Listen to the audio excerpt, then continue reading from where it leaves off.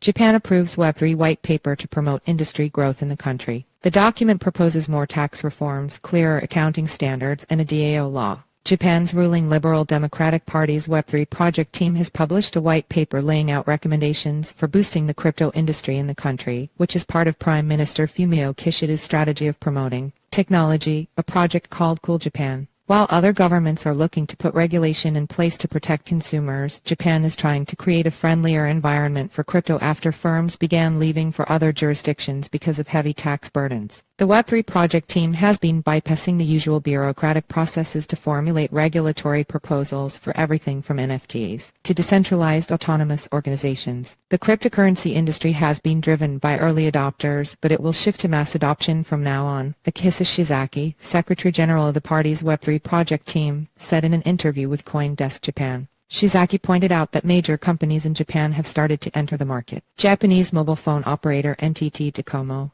pledged to invest up to 600 billion yen $4 billion into Web3 infrastructure, and large financial institutions are looking to issue stablecoins. The white paper notes that Japan should demonstrate leadership at the Group of Seven summit this year, where crypto will be discussed, and says the country should look ahead to the future potential of Web3 and clarify its leading position on technology-neutral and responsible innovation. It also proposes further changes to tax regulation, noting that one significant exemption for token issuers has already been approved. Among the proposals is having tax exclusions for companies holding tokens issued by other companies that aren't going to be traded short-term. It advises allowing self-assessments so that investors can carry over losses for 3 years and says crypto should be taxed only when the assets are exchanged for fiat currency. The document identifies a lack of accounting standards as an urgent issue, as Web3 companies have had difficulties finding auditors. It says that ministries and agencies should support the Japanese Institute of Certified Public Accountants in formulating guidelines. It also advises setting up a DAO law